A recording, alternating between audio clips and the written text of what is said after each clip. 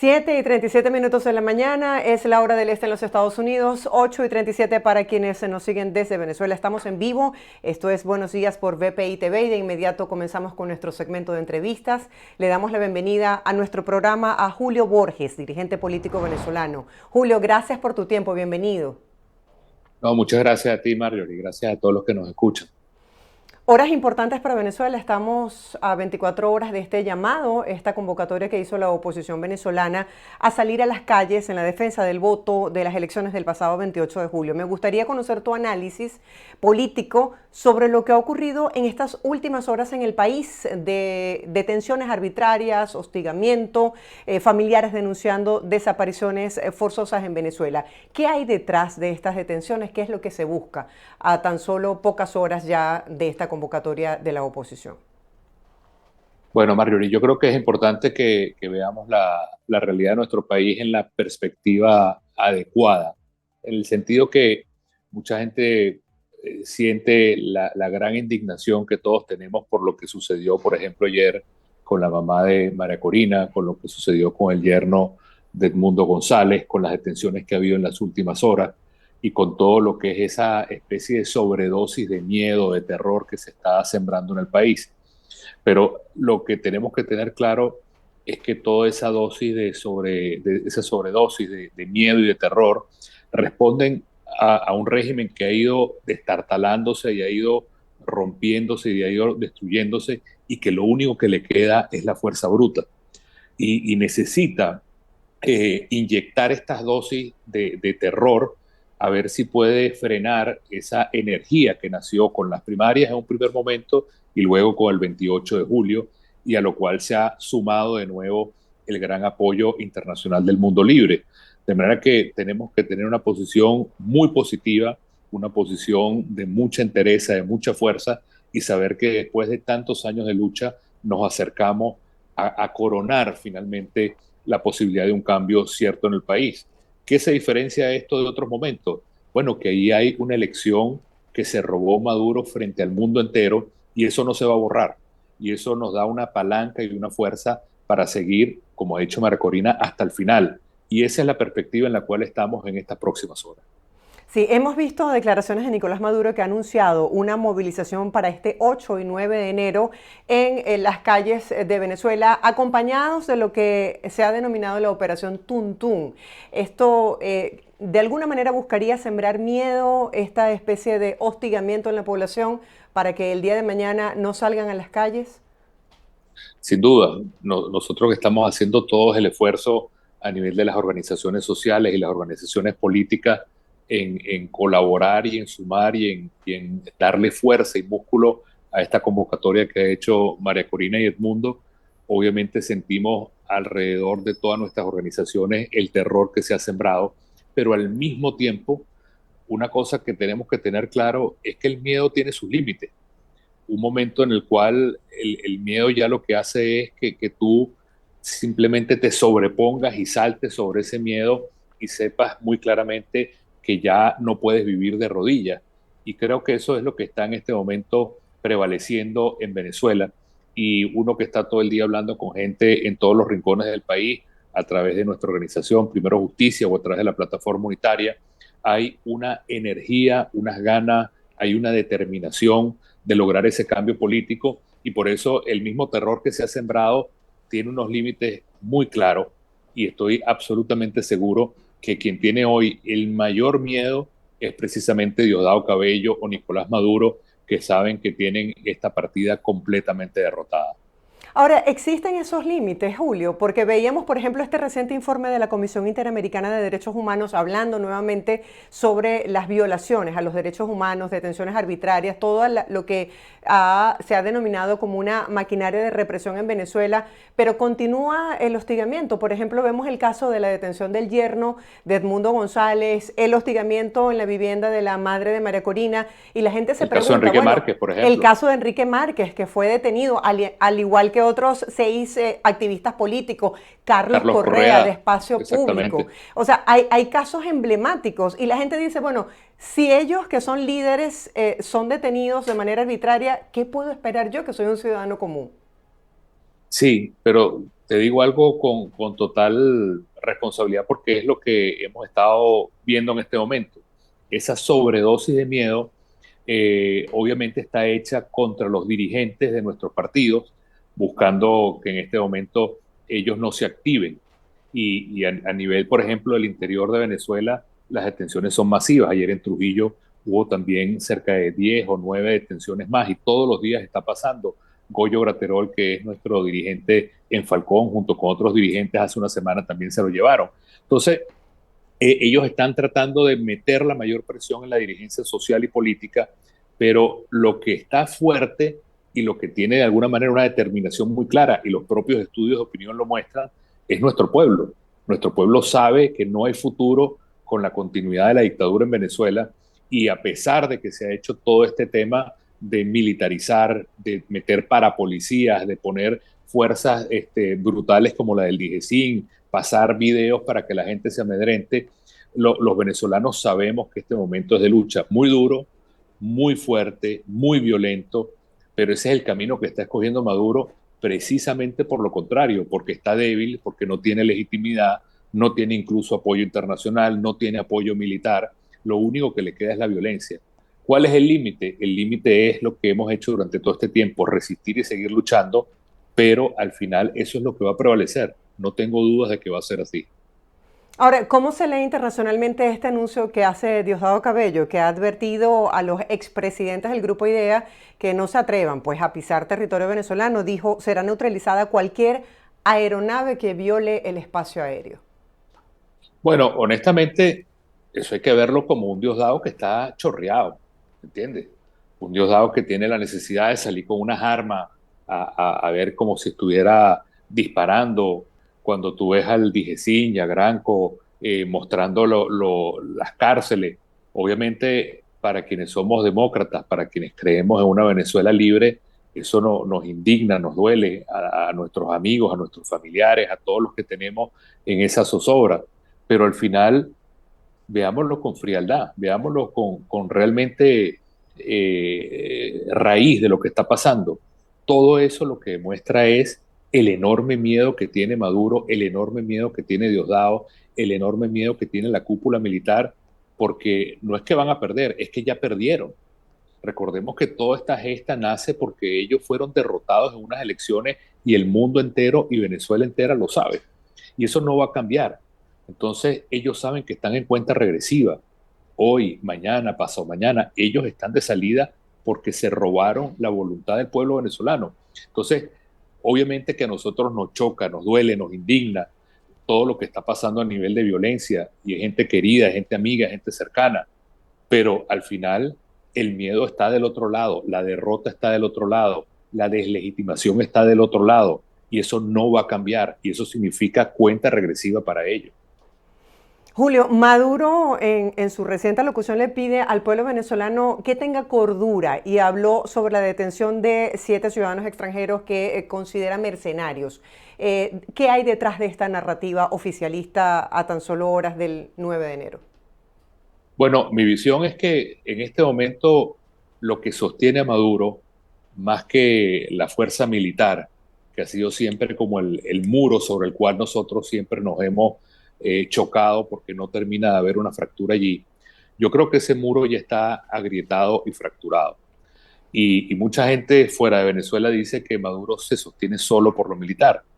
Yo pienso que no es así.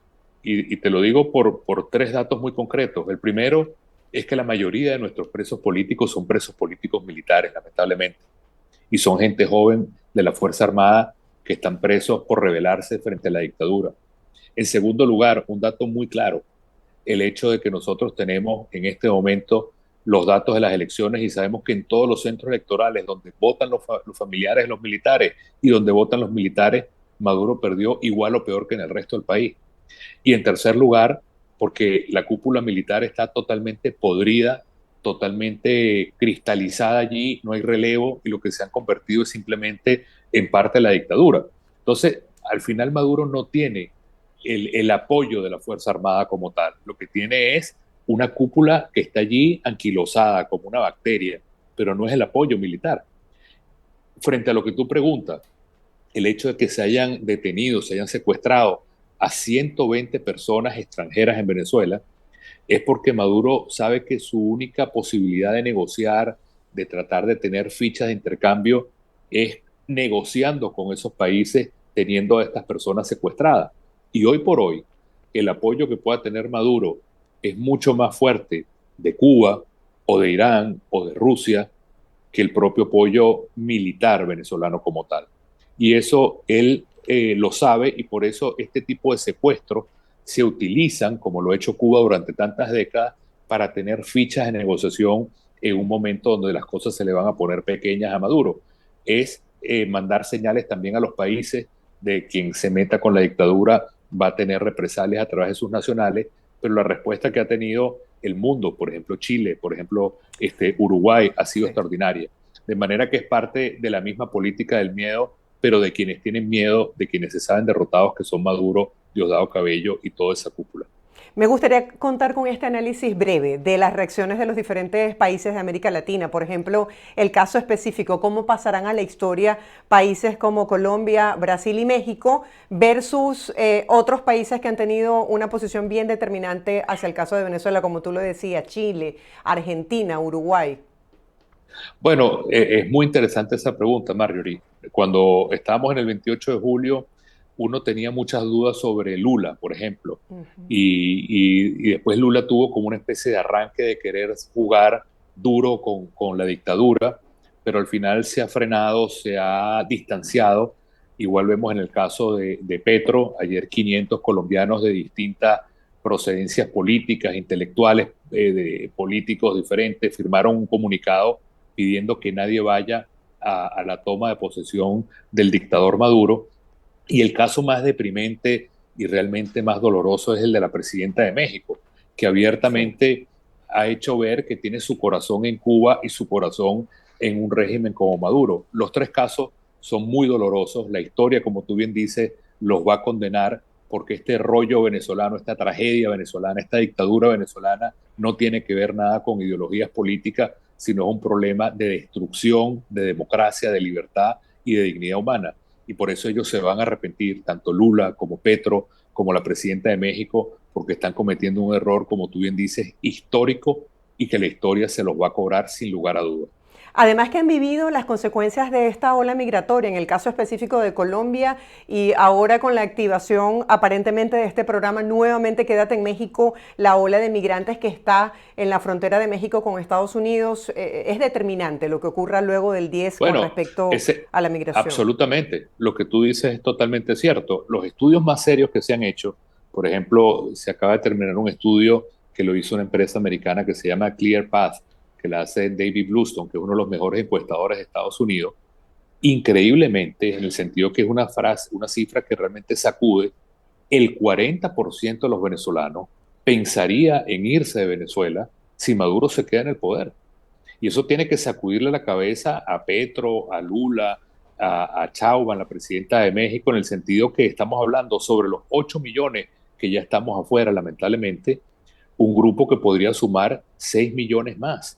Entonces, el cambio en Venezuela es una necesidad histórica, política y sobre todo social, porque significa la tragedia de carne y hueso de millones de venezolanos que no pueden seguir viviendo bajo la opresión y bajo la tragedia de la corrupción y el crimen organizado que es Maduro. Entonces, eso es increíble que esos países que son los que más sufren lo que es el peso de la dictadura, el crimen organizado, los helenos, el tren de Aragua, sean los que tengan esa posición a esa toma de posición espuria de Nicolás Maduro. Me gustaría que habláramos de cuál es la importancia de cada componente, porque por ejemplo un analista político podría decir que el componente militar es decisivo para lograr un cambio en Venezuela. Otros dirían que es la sociedad civil la protagonista, el pueblo quien tiene verdaderamente el poder en sus manos para generar ese cambio. Y otros dirían que la comunidad internacional permitiría presionar para establecer límites. ¿Cómo lo ves tú? Bueno, eso es una gran pregunta, Marjorie. Yo me la respondo a mí mismo de la siguiente manera. Es como cuando tú estás inflando un globo, una bomba. Esa presión que tú pones para inflar una bomba, un globo, tiene que ser tuya. Es la presión que tú pones para inflarlo. Es decir, los venezolanos tenemos que poner esa presión para lograr inflar y presionar internamente. Y después la comunidad internacional es como si fuera un alfiler, una aguja que termina de pinchar ese globo para que haya un desenlace. Pero la fuerza, el empeño, la cantidad de solución que hay que poner en esto viene de Venezuela. Sin 28 de julio no estaríamos aquí. Sin primarias el 22 de octubre no estaríamos aquí. Igualmente fue en el pasado. Sin haber ganado el Parlamento no hubiéramos llegado hasta donde llegamos. Si no hubiéramos salido en las calles en el 2017 tampoco hubiéramos llegado hasta donde llegamos. Si no hubiéramos negado la firma en Dominicana tampoco. Entonces, en esos pasos siempre hemos subido una escalera y hemos estado en el último escalón.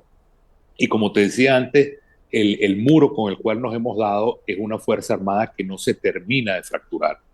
¿Cuál es la diferencia? Que esa fractura existe hoy, esa fractura ellos han querido reprimirla y lo más importante es que ellos están dedicados en tratar de desmantelar la Fuerza Armada que queda y buscar que sea simplemente un cuerpo parapolicial, como una especie de guardia de la revolución, como es en el caso de Irán, y por eso este momento es tan importante, porque hay que impedir que esos procesos que ellos quieren abrir se den. De manera que, rápidamente con tu pregunta, lo más importante es la presión nuestra, la solución civil venezolana. Pero al final la Fuerza Armada es como una especie de semáforo que dice luz roja o luz verde. Ese semáforo hoy está roto y ahí es donde está la gran oportunidad que nosotros sigamos presionando para que haya ese desenlace en el país. ¿Cuáles serían los puntos de inflexión para una posible salida negociada? Porque se ha hablado, algunas personas siguen insistiendo en la vía del diálogo y pareciera que los acuerdos de Barbados entonces quedaron totalmente sin relación con lo que es la realidad en este país. Bueno, es que las negociaciones, de alguna manera, yo por supuesto reivindico el hecho de la negociación que me tocó encabezar en Dominicana, que cuando nosotros nos negamos a firmar, logramos que Maduro quedara deslegitimado internacionalmente y que la última elección presidencial no valiera para el mundo entero. Y creo que el valor de cualquier negociación es o subirle el costo a la dictadura o lograr finalmente que la dictadura se doblegue. Ahora, en las últimas negociaciones que han habido, lamentablemente Maduro obtuvo lo que le dio la gana. Soltaron a los narcosobrinos, soltaron a Alex Saab, logró las licencias petroleras y el pueblo venezolano no logró nada. Entonces, para mí eso es muy claro. La negociación no es en este momento una posibilidad. El único caso que yo veo de negociación es que nosotros tengamos tanta fuerza, tanta presión y tanta fuerza internacional que ellos no es que negocien, es que se vean obligados a salir y negociar su salida, pero nunca una nueva negociación en este momento. En este momento lo que toca es presión, buscar articular más fuerza internacional, que afortunadamente la tenemos en el caso de países importantes de América, en el caso de Estados Unidos con la nueva administración y en el caso de Europa con la nueva administración que hay también en Europa. Pero en este momento, que ellos vengan ahorita con el cuento, como ha salido Maduro, que quiere abrir una nueva página de negociación con los Estados Unidos, eso es un nuevo engaño y hay que negarse rotundamente a que nadie crea en esa posibilidad.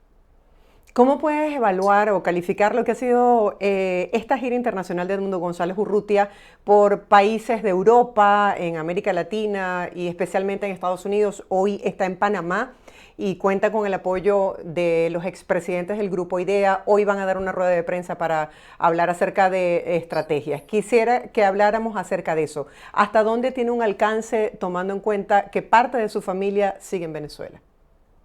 Bueno, lo primero es toda la solidaridad por lo que ha sido, por supuesto, el secuestro del yerno de Edmundo. La gira ha tenido un efecto muy, pero muy importante porque ha logrado de nuevo poner a Venezuela en la atención universal de la política en este momento. En el caso de Estados Unidos es un gran éxito porque no solamente logró la reunión con Biden, que es el presidente que está de salida del Partido Demócrata, que tuvo toda esta política que lamentablemente para los venezolanos fue un fracaso, pero tiene un apoyo de los demócratas y al mismo tiempo tiene una reunión con quien va a ser el jefe del Consejo de Seguridad Nacional del presidente Trump. Entonces logró tener reuniones igualmente en el Senado con la visión demócrata y la visión republicana. Para nosotros es esencial que ese apoyo en Estados Unidos se mantenga bipartidista, es decir, que sea un tema que une a los dos partidos. Eso es muy importante y va a ser crucial con la nueva administración y con lo que va a ser quizás el líder de este tema, que es Mauricio Claver, quien llevaba el tema venezolano en el primer gobierno de Trump. Y luego, a nivel de América, el hecho, por ejemplo, de que Chile haya tomado esta decisión es muy importante porque se trata de un gobierno socialista, pero que ha apostado primero a la democracia y a los derechos humanos. Y luego el gran líder que tiene ahora América Latina, que es el caso de Milei, que le da este espaldarazo.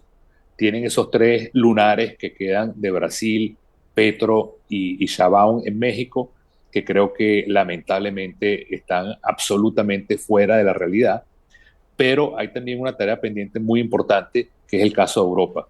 Y allí es donde España, hay que presionar para que España sea una defensora realmente de la democracia en Venezuela, no se quede en ese juego intermedio tipo Zapatero, sino que haya un apoyo decidido al cambio político, porque eso tiene una repercusión en todos los países de la Unión Europea, donde España juega como el marcador, la guía de qué hacer con los países de América Latina. Es una tarea muy importante en la cual el presidente Edmundo González también se ha estado moviendo de manera muy acertada. Julio, me gustaría terminar con esta pregunta. María Corina Machado, en un encuentro digital que tuvo con los medios de comunicación el día de ayer, decía que esta estrategia para recuperar la democracia en Venezuela va más allá de lo que pueda pasarle a ella como persona. Quisiera que habláramos en medio de este anuncio que hizo Maduro, que activó un órgano represivo que integra todo el poder político. ¿Hasta dónde serían capaces de llegar con María Corina, quien ha dicho que va a estar el día de mañana en esta concentración con los venezolanos? Bueno, es que toda la lucha que estamos llevando a cabo los venezolanos, cada quien desde su esquina, cada quien desde su posición, cada quien desde sus posibilidades, donde cada quien está poniendo lo mejor que puede, al final todo esto tiene un único punto, digamos, que lo sostiene todo, que es María Corina, en el sentido que María Corina está haciendo lo más importante que se puede hacer en una lucha contra una dictadura, que es el testimonio moral. El testimonio moral es el testimonio de alguien que deja de lado cualquier cosa para, incluso si tiene que dar la vida, como ella misma lo dice en tus palabras, por esa causa que es más grande que cualquier persona en particular. Y eso es lo que está dando a todo el mundo la energía, el ejemplo, el testimonio en que no hay separación entre lo que se piensa, lo que se dice y lo que se hace, sino que se actúa, como decimos los venezolanos, en una sola pieza. Eso es lo más importante y eso, esa fuerza moral, ese liderazgo moral, aunque parezca mentira, es el que termina derrocando las dictaduras. Hay muchos ejemplos en la historia del mundo donde al final, la estocada final contra las dictaduras viene precisamente del liderazgo moral que sostiene, que referencia esa lucha por la verdad. Julio, gracias por tu tiempo, por tu análisis, por acompañarnos el día de hoy en estas horas cruciales para Venezuela. Feliz día, feliz semana para ti. Seguiremos en contacto. Gracias, Mario. Gracias a todos. Era Julio Borges, dirigente político venezolano, conversando hoy en Buenos Días sobre todos estos hechos que son noticia en desarrollo en Venezuela. Hacemos una breve pausa comercial, quédese con nosotros. Al regreso, mucho más de Buenos Días por BPI TV.